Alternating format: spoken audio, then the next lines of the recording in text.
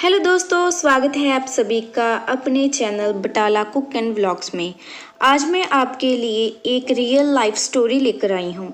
इस स्टोरी में जो नाम है वो सभी काल्पनिक हैं। तो चलो स्टार्ट करते हैं अपनी स्टोरी। नेहा और अतुल की शादी को 11 साल हो गए थे और उनका एक 2.5 साल का छोटा सा बेटा भी था। नेहा अपने पति, सास और बेटे के साथ एक छोटे से गांव में रहती थी। इस गांव के लोगों की सोच बहुत बैकवर्ड थी। यहाँ लोग बहुत कम पढ़े लिखे थे। नई जनरेशन पढ़ाई की ओर बढ़ रही थी, लेकिन वो भी बहुत कम। नेहा का जन्म और पालन पोषण शहर में हुआ था। नेहा के मायके वाले सभी कोई ना कोई जॉब करते थे और पढ़े लिखे थे। वे सब नई सोच वाले थे, लेकिन नेहा के ससुराल वाला गांव बिल्कुल इसके उल्ट था। यहाँ लोग काम कम करते और दूसरों के घर में झांका ताकी ज़्यादा करते। नेहा को ये सब बिल्कुल भी पसंद नहीं था, लेकिन नेहा की सास और पति नेहा की हर काम में उसकी पूरी सपोर्ट करते थे। ससुराल में आकर ही नेहा ने अपनी ग्रेजुएशन और ईटीटी कंप्लीट की। उसके बाद उसने काफ़ी सारे कुकिंग, स्टिचिंग, इंग्लिश स्पोकन और कंप्यूटर कोर्सेज किए। ये सब उसने अपने पति और सास की सपोर्ट से ही किए। इसके बाद नेहा ने सोचा कि वो पढ़ लिख कर भी घर पर फ्री बैठी है, क्यों ना बच्चों को ट्यूशन दी जाए। तो उसने ये बात अपने सास और पति से साझी की, तो वो इस बात के लिए मान गए। तो नेहा ने अब बच्चों को ट्यूशन देना स्टार्ट किया। धीरे धीरे नेहा के पास स्टूडेंट्स बढ़ते गए और उसने स्टूडेंट्स को 2 बैचेस में डिवाइड कर दिया। ये सब करता देखकर उसके पड़ोस वाले उससे जलने लगे। तो नेहा के एक पड़ोसी ने अपना कुत्ता खुला छोड़ दिया। जब भी ट्यूशन पर कोई बच्चा आता तो कुत्ता उसके पीछे भागता और भौंकता। इससे क्या होता, सभी बच्चे डर के मारे घर को भाग जाते। ऐसे कुत्ते ने कई लोगों को काटा और उसके ट्यूशन से बच्चे हट गए, जिससे नेहा का ट्यूशन वाला काम ठप हो गया और पड़ोसी बहुत खुश थे। फिर नेहा ने घर पर छोटा सा कपड़े और बाथरूम चप्पलों का व्यापार शुरू किया और फिर से कुत्ते ने सभी ग्राहकों को भगा दिया। जब नेहा पड़ोसी से कुत्ते को बांध कर रखने की बात करती तो उसके पड़ोसी उससे लड़ने झगड़ने लगते। नेहा समझ गई कि ये गांव ही बैकवर्ड नहीं है, बल्कि यहाँ के लोगों की सोच भी बैकवर्ड ही है। इसमें उन लोगों का कोई कसूर नहीं था, जहाँ तो सोसाइटी का असर था। फिर नेहा ने इस सब की बात अपनी सास और पति से की। नेहा का मानना था कि मनुष्य जैसा कर्म करता है उसका फल मनुष्य को जरूर मिलता है। फिर नेहा और उसके पति ने मिलकर यूट्यूब चैनल ओपन किया, क्योंकि इस वक्त नेहा का पति अतुल भी बिल्कुल फ्री था, क्योंकि वह बाहर विदेश में जॉब करता था। कोरोना वायरस की वजह से सभी फ्लाइट्स बंद हो गई थी, तो उसने सोचा कि क्यों ना नेहा का साथ दिया जाए। दोनों पति पत्नी ने यूट्यूब पर 1 साल पूरा दिन रात मेहनत की। दिन रात मेहनत करने के बाद भी उनका चैनल मोनेटाइज ना हुआ। इसी के बीच नेहा का पति अतुल जॉब के लिए विदेश चला गया और अब नेहा अकेली इस चैनल को मैनेज करती। नेहा घर का काम भी संभालती, बच्चे को भी संभालती और साथ साथ प्राइवेट एमए इंग्लिश भी कर रही थी। लेकिन नेहा के गांव के लोग समझते थे कि नेहा एकदम फ्री है, उसे कोई भी काम धंधा नहीं है, इसीलिए तो सारा दिन वीडियोस बनाने में लगी रहती है। नेहा के पति के विदेश जाने के बाद लोग नेहा को तरह तरह की बातें करने लगे। नेहा का चैनल मोनेटाइज के बिल्कुल नज़दीक था।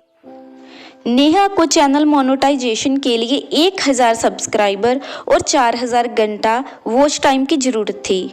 उसके सब्सक्राइबर तो 1000 से ऊपर हो गए थे, लेकिन उसे अभी भी वॉच टाइम 110 घंटे और चाहिए थे। तो उसने अपना वॉच टाइम पूरा करने के लिए YouTube फ्रेंड्स की मदद ली। तो उन्होंने बताया कि तुम लाइव करना स्टार्ट कर दो।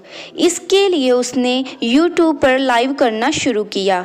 उसके पति भी उसकी लाइव में आते, यहाँ तक कि उसके भाई बहन कज़न सभी उसकी लाइव में जरूर आते।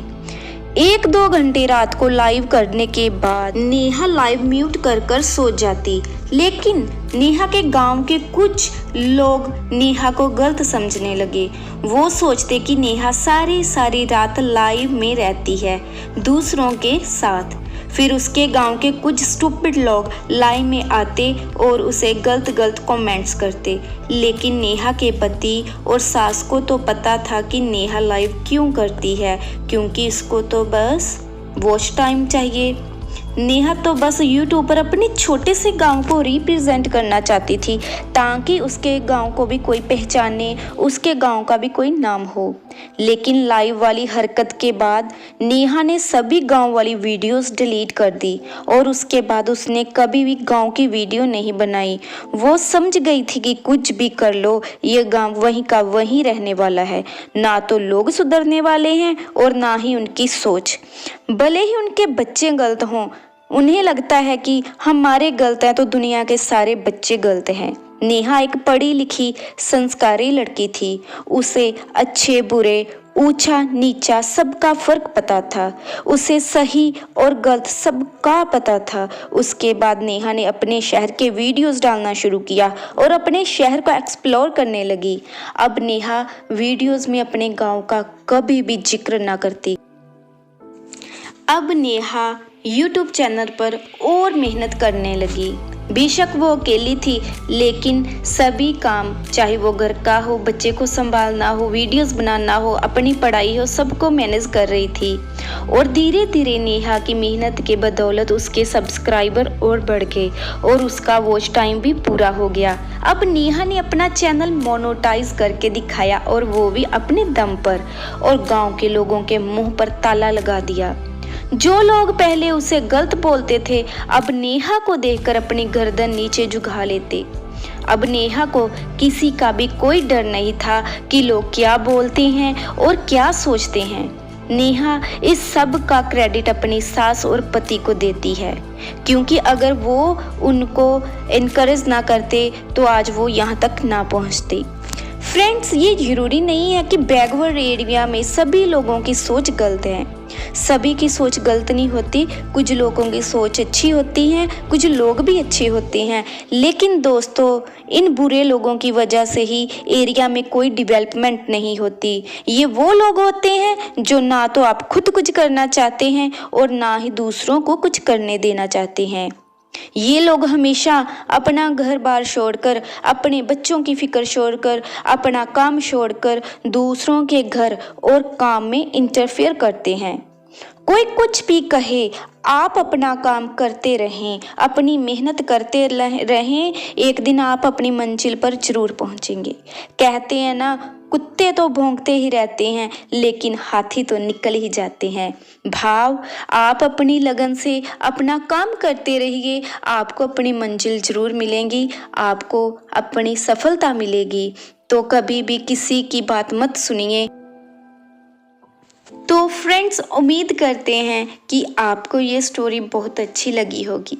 अगर आपको ये स्टोरी अच्छी लगी है तो प्लीज़ स्टोरी को लाइक, कमेंट एंड शेयर जरूर कीजिएगा और मिलते हैं एक नई वीडियो के साथ। तब तक के लिए सभी को नमस्कार।